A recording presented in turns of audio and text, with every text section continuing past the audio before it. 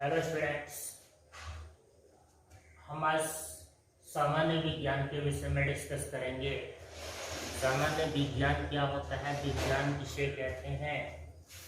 पहले ये जो आज की क्लास है, ये किसी भी क्लास, किसी भी कोर्स को लेकर के, कॉम्पिटिटिव कोर्स को लेकर के, SSC, UP triple SC, UPSC, लेखपाल भर्ती, टेट भर्ती या किसी भी प्रकार की शिक्षक भर्ती, पुलिस भर्ती, यहाँ तक कि 6th class, 7th class, 8th class, 9th class, 10th class की हम लोग आज वैश्विक विज्ञान की विषय में हम लोग डिस्कस करेंगे। वैश्विक साइंस के विषय में डिस्कस करेंगे। किसी भी प्रकार के स्टूडेंट्स इस वीडियो को देख सकते हैं, समझ सकते हैं। जिन्हें भी वैश्विक विज्ञान की जानकारी चाहिए उनके लिए वीडियो बहुत ही इम्पोर्टेंट है, और किसी भी परीक्षा को क्वालिफाई करने के लिए ये वीडियो बहुत ही इम्पोर्टेंट, बहुत ही महत्वपूर्ण है। हाँ, जैसा कि बहुत ऐसे चीज, एक एक पॉइंट को देखिएगा। सामान्य विज्ञान में हम स्टार्ट करते हैं। What is knowledge? ज्ञान है। ज्ञान का मतलब होता है नॉलेज। ये नॉलेज है क्या? ज्ञान। और ज्ञान से ही देखोगे यहाँ पे बना है विज्ञान। ज्ञान से ही क्या बना हुआ है? विज्ञान। अब देखिए, ये दोनों में आज तक डिफरेंस को क्लियरिफाई नहीं किया स्टूडेंट्स ने। काफी स्टूडेंट्स को डाउट्स हो रहा होगा कि क्या चीज होती है ज्ञान और क्या चीज होती है विज्ञान। बहुत ऐसे स्टूडेंट्स के पास इन दोनों की नॉलेज है, अच्छी नॉलेज है, अंदर से फीलिंग आ रही होगी, लेकिन उसको वेरीफाई करने में झिझक महसूस होती है। आज इस चीज को क्लियर कर देते हैं। नॉलेज क्या होती है, साइंस क्या? नॉलेज का मतलब होता है इम्पोर्टेंट तरीके से टू नो, किसी भी प्रकार की वस्तु को नए तरीके से जानना। नए तरीके से जानना, इसको एक चीज और समझ सकते हैं, टू नो, जानना। जानना या कोई भी वस्तु, मान लीजिए हम आज तक किसी भी फील्ड के विषय में कोई ऐसी नई थिंग्स हमारे पास आई जिसे हम आज के पहले कभी नहीं जानते थे। ठीक है, आप समझिएगा। कोई ऐसी चीज जिसे आपको या हमें नई चीज प्राप्त होती है और नई नॉलेज के विषय में जानकारी मिलती है, नई तरीके से जानकारी मिलती है, और उसे मैं फर्स्ट टाइम जानने की कोशिश करता हूँ, फर्स्ट टाइम जानता हूँ, that is your knowledge. Knowledge कहलाता है, वही ज्ञान कहलाता है। ज्ञान इंक्रीज होना, ज्ञान डिक्रीज होना, ये अलग चीज है, लेकिन नॉलेज वही होता है जिसे आप नए तरीके से जानने की कोशिश करते हैं। ओके ना, अब हम लोग विज्ञान की तरफ चलते हैं। तो विज्ञान का मतलब ये होता है, ठीक है, विज्ञान का मतलब ये होता है कि जो आपने नॉलेज जान ली, जो ज्ञान जानकारी हो गई, ज्ञान की जानकारी हो गई, जिसके विषय में आप जान लिए, और उसी चीज को हम बार बार करने की कोशिश करते हैं। बार बार वह कार्यक्रम होता है, करते हैं, और हम जानते हैं, ऑलरेडी उस चीज को जानते हैं और क्रमबद्ध तरीके से करने की प्रयास करते हैं। वही चीज होता है हमारा विज्ञान। विज्ञान को देखिए तो विज्ञान के अंदर वह चीज हम जान ले रहते हैं, ठीक है, प्रैक्टिकली। फर्स्ट ऑफ ऑल नई चीज को जाने, ज्ञान, और उस नई चीज को आगे डेवलप किया, बार बार, अगेन टू अगेन, उसको रिवाइज किया, रिपीट किया, कार्य को किया, वर्क किया जा रहा है, लगातार तरीके से किया जा रहा है। That is your science. अब देखिए, फॉर एग्जांपल, मैं जानता हूं कि ये मार्कर है और बोर्ड पे घर्षण करेगा, ठीक है। मैं मार्कर है और इसको बोर्ड पर घर्षण करेगा, यानी कि बोर्ड उधर से और इधर से कलम, इन दोनों की क्रिया प्रतिक्रिया बल घर्षण करेगा, फ्रिक्शन करेगा। मैं जानता हूं दोनों रगड़ेगा, तभी जाकर के मार्कर लिखेगा। और रोज लिखते हैं, डेली लिखते हैं। ये नॉलेज हमको फर्स्ट टाइम जब मार्कर में लिखा होगा कोई व्यक्ति, किसी व्यक्ति ने, और फर्स्ट टाइम जिस व्यक्ति ने जाना होगा, दैट इज योर नॉलेज। और रेगुलर तरीके से इसको आप लगातार तरीके से हम इस मार्कर का यूज करते आ रहे हैं, दैट इज माय साइंस।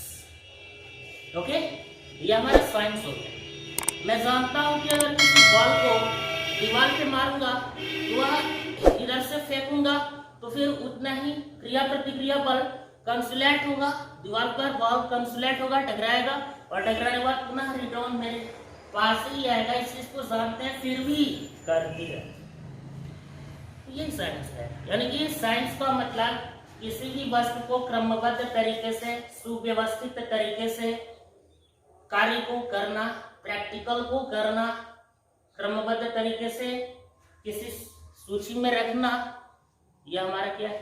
विज्ञान। जहाँ पे मुझे उम्मीद है कि आप लोगों को विज्ञान और ज्ञान के विषय में डिफरेंस पता चला होगा। नेक्स्ट हम बात करते हैं, फिलहाल विज्ञान तो कई सारी विज्ञान होती हैं, ठीक है, विज्ञान में कई सारे विज्ञान है।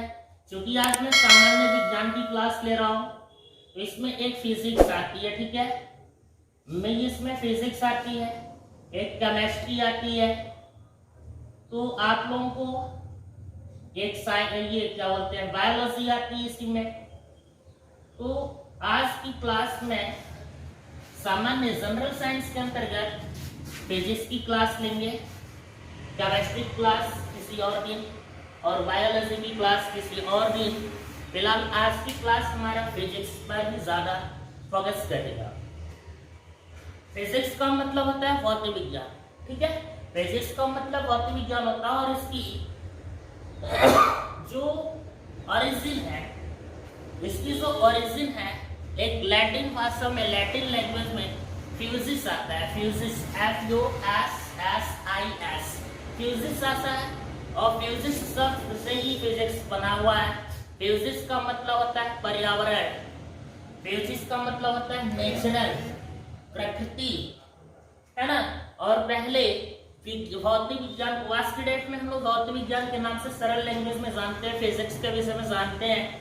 फिलहाल आज से 10 साल पहले, 20 साल पहले लोग फिजिक्स नहीं पढ़ा करते थे, फिजिक्स के रूप में ही प्रकृति विज्ञान पढ़ा करते थे, नेचुरल साइंस को पढ़ा दिया करते थे फिजिक्स के नाम पर, ठीक है। आजकल जैसे जैसे नॉलेज इंक्रीज होता जा रहा है वैसे वैसे नाम को भी हम लोग इंक्रीज करते जा रहे हैं। ये हमारा फिजिक्स होता है, फिजिक्स यहीं से हमारा उत्पत्ति होती है। अब फिजिक्स में कुछ अंक होती हैं, जैसे बहुत सारे स्टूडेंट्स ये विज्ञान में सर मैथ्स लगाना पड़ता है, विज्ञान में ही मैथ्स की क्लियरिफाई करनी पड़ती है। तो मैं सबसे छोटी इकाई अंकिक मान, है ना, छोटी इकाई अंकिक मान, जैसे न्यूमेरिकल कहते हैं, है ना, न्यूमेरिकल वैल्यू, और एक चीज होता है मात्रक। इनके विषय में हम थोड़ा सा डिस्कस करेंगे और बहुत ही जल्दी क्लास को हम आगे बढ़ा रहे हैं। टाइम भी वीडियो में लग रहा है, टाइम तो लंबी लग रही, वीडियो लंबी जाएगी, लेकिन हर एक चीज के विषय में आपको डिटेल्स में मिलती जाएगी। अंकिक मान जस्ट है, मान लीजिए हमने यहाँ 2 लिखा, यहाँ 20 लिखा, यहाँ 50 लिखा, यहाँ 100 लिखा, यहाँ 5 लिखा, तो आपको क्या लग रहा है? ये सब के सब न्यूमेरिकल है, यस, ये सब के सब नंबर है, ये सब के सब 2, 20, 50, 5, 100, ये सब के सब नंबर हो रहा है, ये सब के सब संख्या हो रही है। और इस संख्या पर जैसे ये मैथ्स को समझ लेंगे कि नंबर है, पॉजिटिव नंबर है, नेगेटिव नंबर है, फ्रैक्शन है, जैसा भी हो। लेकिन अगर यहाँ पे 2 के आगे हम थोड़ा सा एक शब्द जोड़ देते हैं, यही मात्र 2 मीटर, तो आपकी दिमाग में फटाक दिख जाता है 2 मीटर लंबाई। यही 20 अगर रख दिया तो 20 अगर के आगे और डिग्री सेल्सियस लगा देते हैं तो आप तुरंत समझ लेते हैं यार ये तो गर्म हो गया, ठंडा हो गया। टेम्परेचर की तरफ चले जाते हो, 20 डिग्री सेल्सियस टेम्परेचर की तरफ आप चले जाते हो, टेम्परेचर समझ लेते हो, 20 डिग्री सेल्सियस तापमान है। यहाँ 50 के आगे किलोमीटर लगा दिए तो आपको तुरंत पता चल जाता है अरे यार सर तो 50 किलोमीटर की दूरी कह रहे हैं।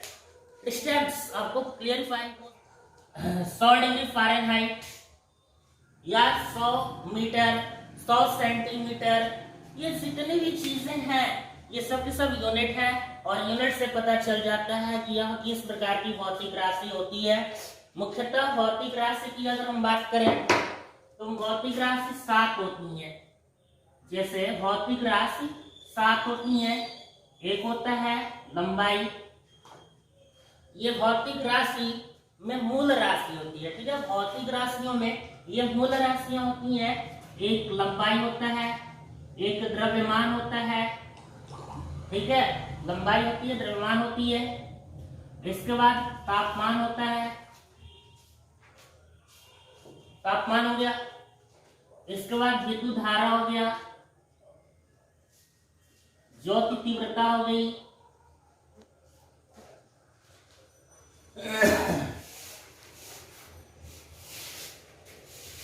इसके बाद मोलों की संख्या हो गई, लंबाई, द्रव्यमान, तापमान, विद्युत धारा, ज्योति तीव्रता, मोलों की संख्या। इसके बाद ज्योति तीव्रता हो गई है आणविक मात्रा, आणविक मात्रा यही है, आणविक मात्रा। ये तो 6 हो रहा है, लंबाई, द्रव्यमान, और एक चीज कवर हो रही है यहाँ पे, समय।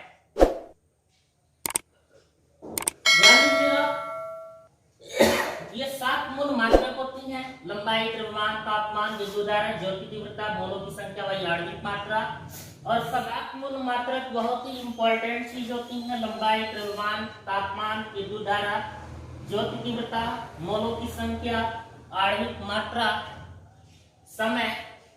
ये मूल राशियां हैं। इन्हीं मूल राशियों की मात्रकें होती हैं। लंबाई का मात्रक हो जाता है मीटर, द्रव्यमान का मात्रक होता है किलोग्राम, तापमान का मात्रक होता है केल्विन या डिग्री सेल्सियस, विद्युत धारा का मात्रक होता है एम्पियर, ज्योति तीव्रता का मात्रक होता है कैंडेला, मोलों की संख्या होता है प्रति मोल, मोलों की संख्या या आणविक मात्रा प्रति मोल होता है, समय का मात्रक सेकंड होता है, ठीक है। तो तमाम फिजिक्स वैज्ञानिकों ने इन मात्रकों को 3 तरह की कैटेगराइज में डिवाइड किया था। 3 तरीके की, ये सब के सब एसआई स्टैंडर्ड यूनिट होता है। ये पुरानी पद्धति है, ब्रिटिश सिस्टम है। ब्रिटिश सिस्टम में पहले की सिस्टम है। बहुत छोटी इकाई को मापने के लिए फुट या फॉर फुट का यूज होता है। पी फॉर पाउंड मतलब भार पाउंड में नापा जाता था, और टी फॉर टाइम मैंने सेकंड। तो सेकंड तो हमारा बेसिक है, वो तो सभी में सेकंड ही सेकंड चलेगा। उसके बाद सी सेंटीमीटर सीजीएस पद्धति में, एफ फुट को सेंटीमीटर, सेंटीमीटर के बाद जी ग्राम, ग्राम में। उसके बाद यस का मतलब सेकंड, ठीक है, एम का मतलब मीटर, और फिर के का मतलब किलोग्राम, और यस का मतलब second, metre kilogram second, metre kilogram second ampere. इस तरीके से हमारा ये 4 सिस्टम होती हैं, 4 पद्धतियां होती हैं। मूल मात्रकों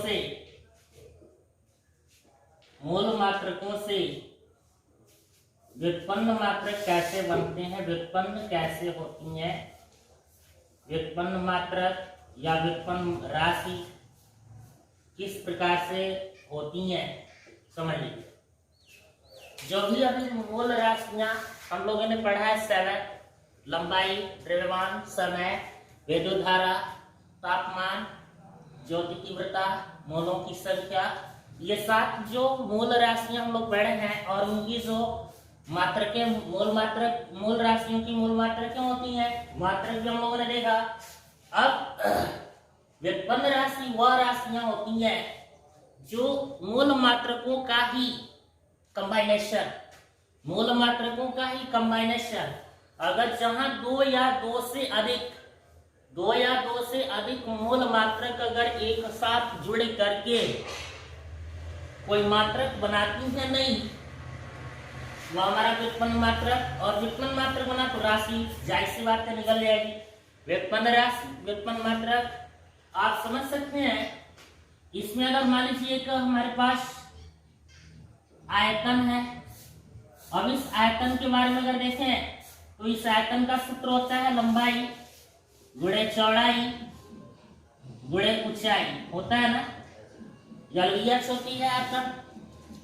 अब इसमें अगर देखा जाए यल मल्टीप्लाई बी मल्टीप्लाई एच, आप समझ रहे हो कि यल का मात्रक भी क्या होता है मीटर, बी मतलब चौड़ाई, इसको भी मापेंगे किसमें मीटर, और एच का भी मात्रक मीटर, या तीनों आपस में मिल जाएगा तो क्या बन जाएगा मीटर क्यूब।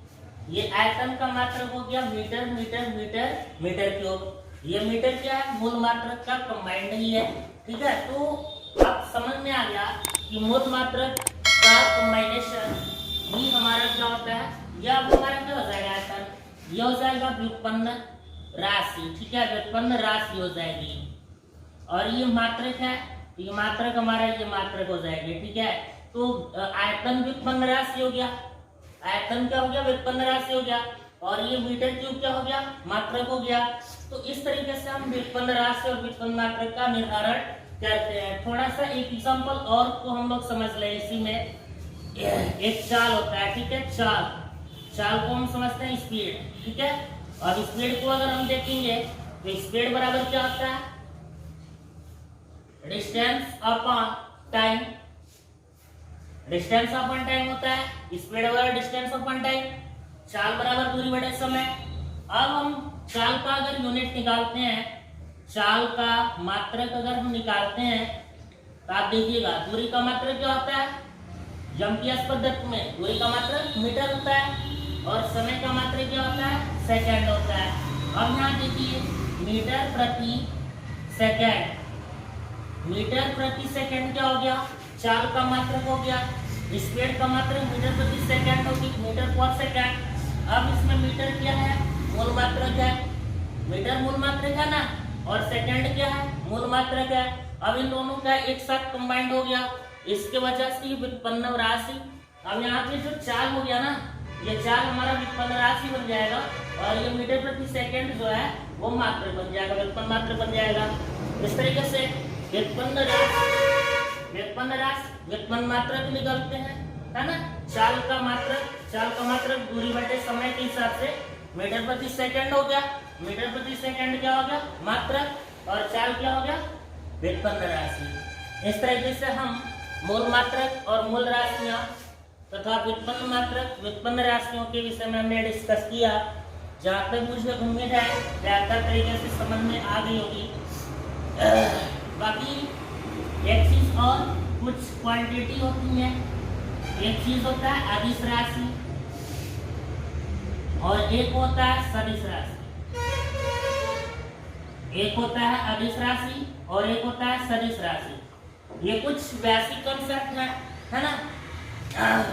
अदिश राशि का मतलब होता है स्केलर क्वांटिटी, स्केलर क्वांटिटी। उसके बाद ये होता है वेक्टर क्वांटिटी। अब ध्यान दीजिए, स्केलर क्वांटिटी और वेक्टर क्वांटिटी की अगर हम बात करें तो स्केलर का मतलब होता है अदिश, और अदिश का मतलब ऐसी राशियां जिनके परिणाम हो रिजल्ट हो बट उसकी कोई दिशा निश्चित न हो, वह हमारा क्या होता है अदिश राशि स्केलर क्वांटिटी होती है। उसका रिजल्ट है परिणाम अपीयर होता है बट उसकी कोई दिशा निश्चित नहीं होती है, अदिश राशि कहलाता है। जैसे में अगर देखें तो दूरी हो जाएगा, द्रव्यमान हो जाएगा, है ना, कार्य, ऊर्जा, ये सब विद्युत धारा, दाब, ताप, ये सब के सब डायरेक्शन फिक्स नहीं होते हैं बट मान फिक्स होते हैं, इसके वैल्यू जो होते हैं फिक्स होते हैं, इसलिए ये अदिश राशि के अंतर्गत रखी जाएगी, है ना, स्केलर क्वांटिटी के अंतर्गत रखा जाएगा। दूसरा चीज है हमारा अदिश राशि।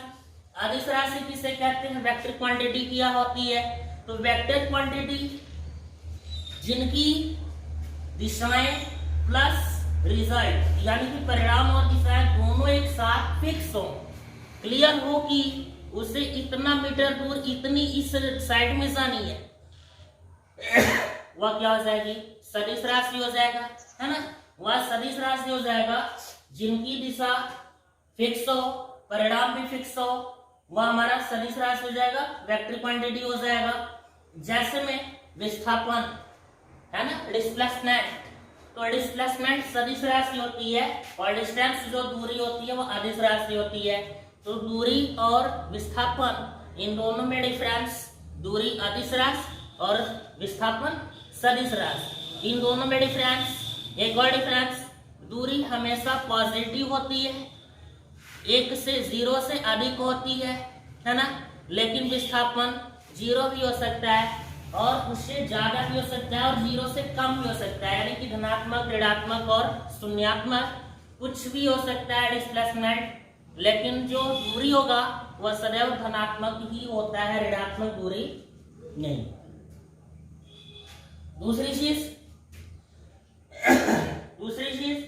इसमें सदिश राशि में कुछ और भी होती है, वेग होता है, त्वरण होता है, बल होता है, संवेग होता है, वलागुण होता है, ये सारी चीजें हैं हमारी सदिश राशि के एग्जांपल्स। और मैं अब यहीं पे हम अपने विज्ञान की जो भी चीजें हैं, टर्म एंड कंडीशंस, आज हमने बहुत सारे टॉपिक्स पे डिस्कस किया।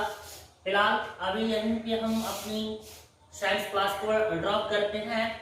बाकी जो नेक्स्ट क्लास चलेगी सामान्य विज्ञान की, बहुत ही इम्पोर्टेंट क्लास चलेगी और इससे भी एडवांस, जैसे हम एक एक करके बल पर डिस्कस, गति पर डिस्कस, कार्य सामर्थ्य, बहुत सारी फिजिकल क्वांटिटी आपके दिमाग में है, उन सभी के विषय में एक एक पॉइंट करके मैं क्लियर करके चलूंगा।